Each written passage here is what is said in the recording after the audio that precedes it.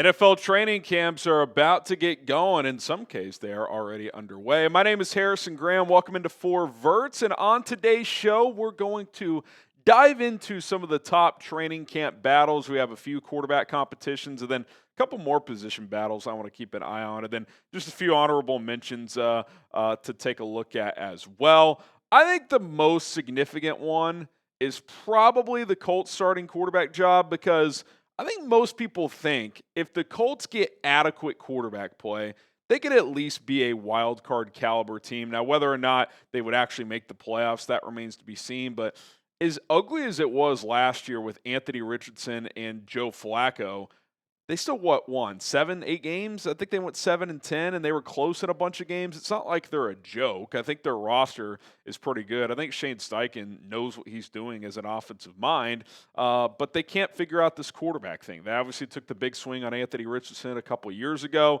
He missed most of his rookie year with the shoulder injury.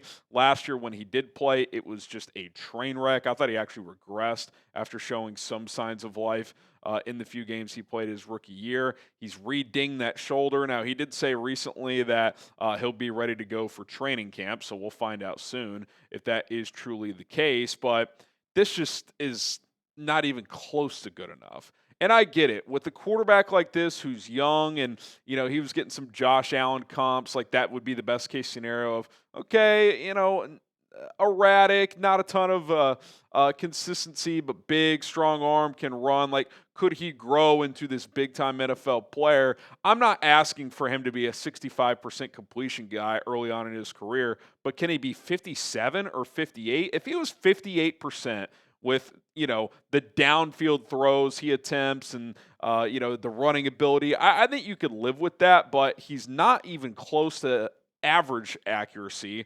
He turns the ball over a lot. I think he lost some of his teammates' trust last year when he checked himself out of the game, and he's hurt his throwing shoulder twice in 3 years.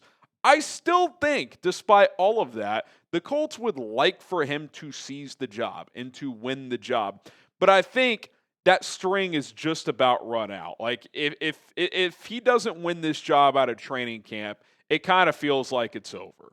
And I think as of now, Daniel Jones has actually taken over as the favorite to win the job because he got pretty much all the reps in OTAs and minicamp because Richardson was on the sideline with that shoulder. And look, I'm not really a Daniel Jones guy. I'm not subscribing to the theory that he could have one of these Sam Darnold, Geno Smith type of recoveries. Can he play better than he has the last couple of years? Yeah, like in 2022, he played serviceable starting quarterback. He took care of the ball, made timely throws in scrambles when he had to, and the Giants kind of just grinded their way to 9 wins, and they made the playoffs. I think he can be, at his best, an average starter.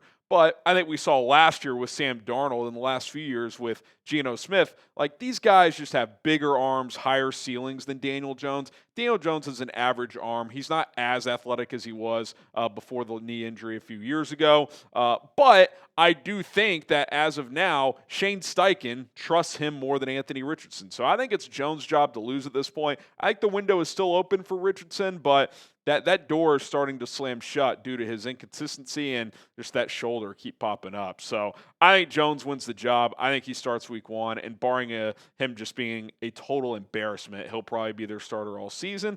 And I'll even add this. I think there's a world where they move off Richardson either before the season or before the trade deadline. They just kind of cut their losses because up to this point, it has not worked. So it's now or never for Anthony Richardson in Indianapolis, and I'm betting against it at this point. Okay, the Browns starting quarterback. I think this one and then another QB job is less vital in terms of the importance of the 2025 season. Why? Because I just don't think the Browns are going to be that good. I think there's a world where the Colts could be pretty good. I don't think there's really a world where the Browns could be good. And it's not even just because of the options they have at quarterback. I think there's some issues with this roster. The defense has aged a little bit.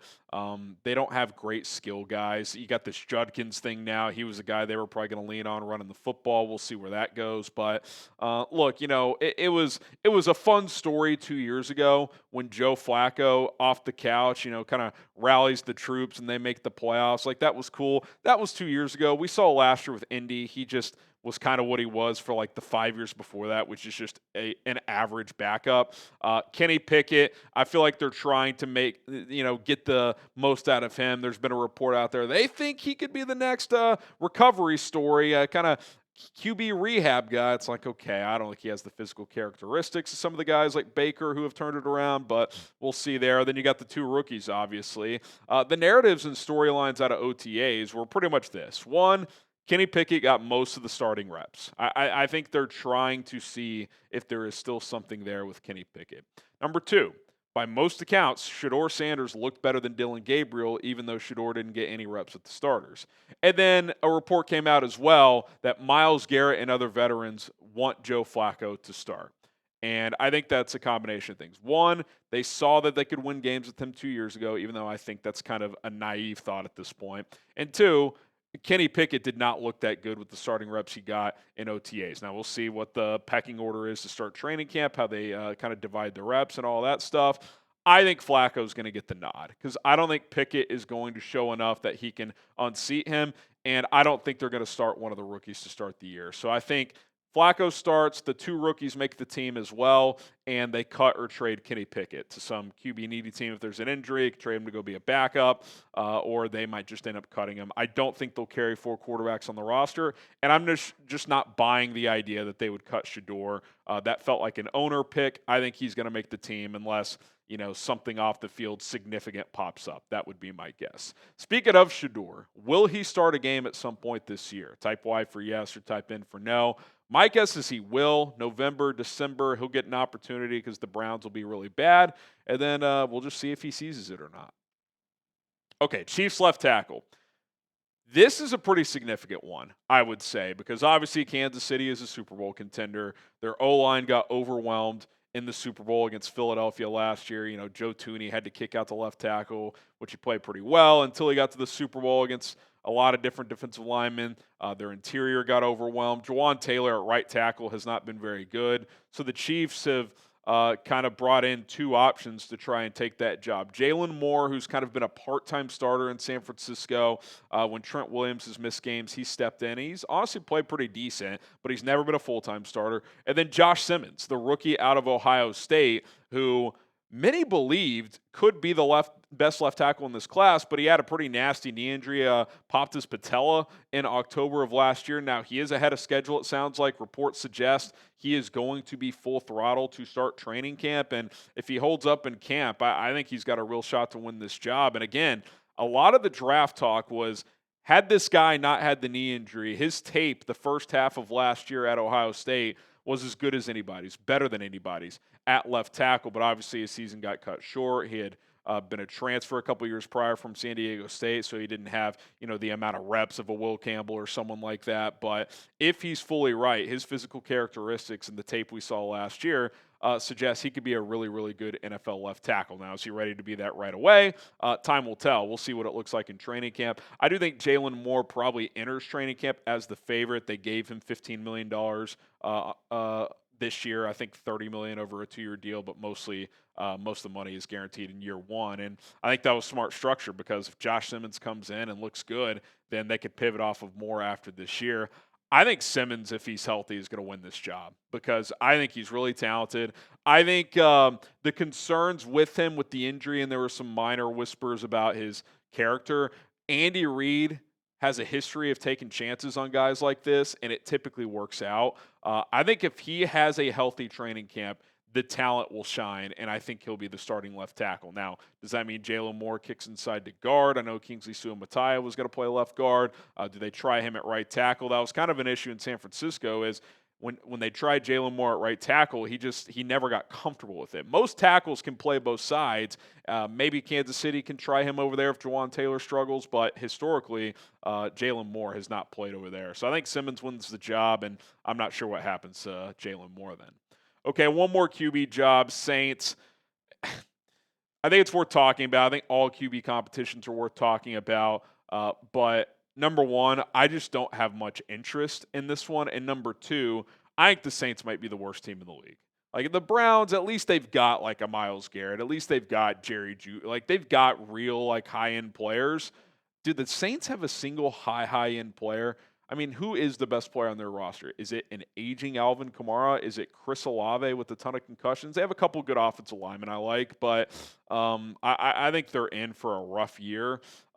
And first of all, I don't think Jake Haener is really in the mix. I know they've said this is wide open. All three have an opportunity. Well, he's got the worst physical characteristics, weak arm, not a great athlete, undersized. At least Spencer Rattler throws a nice ball. Now, he struggled a lot last year. I don't think it was that great or that fair of a situation. Played in 7 games, lost all 6 of his starts.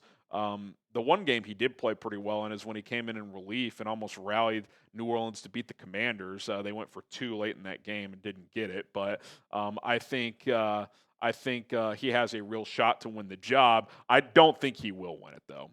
And here's why. If it's close at all, Tyler Shuck is going to be 26 years old in September.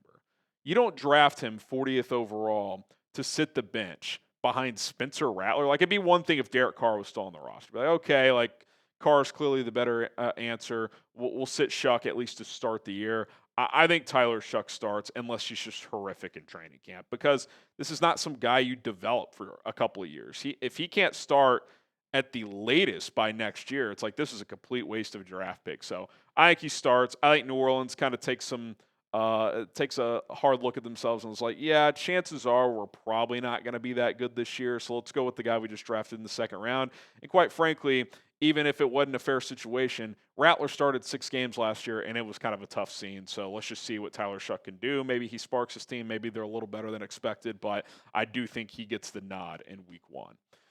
Okay, subscribe to the channel. We got daily NFL content. We're working in some college football as well, as football is upon us. Training camps are almost here. Preseason around the corner. College football games being played next month. It's all going to be fantastic. Don't miss out. Join the family here at 4 Verts.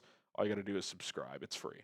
Okay, Cowboys running back. I think anytime a skilled position or notable position for the Dallas Cowboys, it's obviously something worth talking about. Now, kind of like the Saints, I don't really like any of the options, if I'm being completely honest. They signed Javonte Williams and Miles Sanders, 2 veterans who I feel are pretty clearly beyond their best days. Now, could one of those guys kind of surprise and at least be serviceable? It's certainly possible, especially if Dallas's offensive line can play a little bit better this year. We'll see how Tyler Guyton plays at left tackle. We'll see how Tyler Booker plugs in at right guard. But I don't like either of those options. They averaged 3.7 yards per carry each last year. I mean, that's well below average across the NFL. And then also they drafted Jaden Blue out of Texas, Phil Maffa out of Clemson. Blue's got some juice, but I don't view him as a every down type of back. I think he's more of a kind of scat, change of pace runner. He should give them some upside in the pass game on third down, in the return game potentially as well. He also had a fumbling issue at Texas, so we'll see if that's cleaned up. I don't think Deuce Vaughn makes this team. Phil Maffa, he's kind of a third down back as well with less juice than Jaden Blue. I guess I would say Javonte Williams probably starts, but I think you put that in quotes because I fully expect a committee approach here. I also wouldn't be surprised if they made an addition here, if not before week 1 from a surprise cut elsewhere. Maybe they trade for a back at the deadline if they're in the mix, because I think Dallas could be better than expected. I think the passing game will be good with Dak, CeeDee Lamb, George Pickens, and Jake Ferguson at tight end. If a couple of their key guys on defense get healthy, I think their defense will at least be average to above average. And when Dak is healthy, they win 10 games typically. So if they can get somewhat of a complementary run game, that would help. I'm not sure the current group is good enough. Okay, some other camp battles just to monitor, to throw on your radar. Bears left tackle, they've got 3 options over there. Braxton Jones, who's entering the final year of his rookie contract. He's coming off an ankle injury. Unclear how healthy he'll be to start training camp, so keep an eye on that. They also have Ozzie Trapillo, the rookie out of Boston College, and Kron Amagaji, a second-year player. Patriots and Packers wide receivers. Obviously, the Packers have more intriguing players in that room, but who are kind of the 2 or 3 that emerge? Is Matthew Golden going to come in and be a high-level player right away? Jaden Reed. When's Christian Watts going to be healthy? Do they trade Romeo Doubs? So that's interesting. New England, obviously, they bring in Stephon Diggs.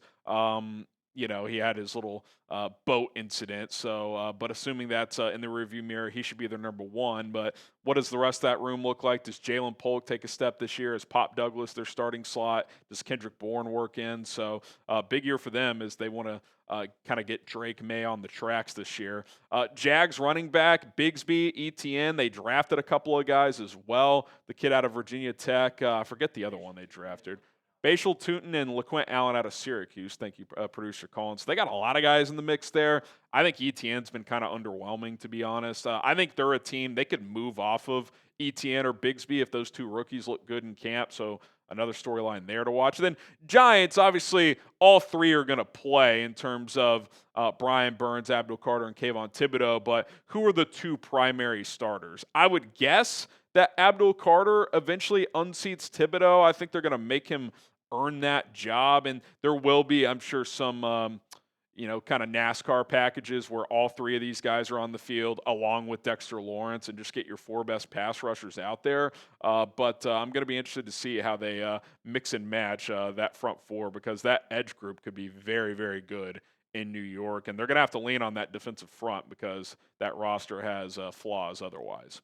Okay, which camp battle are you guys watching closest? Obviously, if you're one of those QB battle teams, you would say that, but maybe there's someone else. I'm sure there's plenty other training camp position competitions across the league that I haven't hit. Certainly can't hit them all here, but let me know which camp battle intrigues you the most. My name is Harrison Graham. Football's back, guys. It's exciting. It's here. Hall of Fame game at the end of this month, preseason next month, and then we got real football in September. So exciting days ahead. Please support the show. It is free. All you got to do is hit the subscribe button.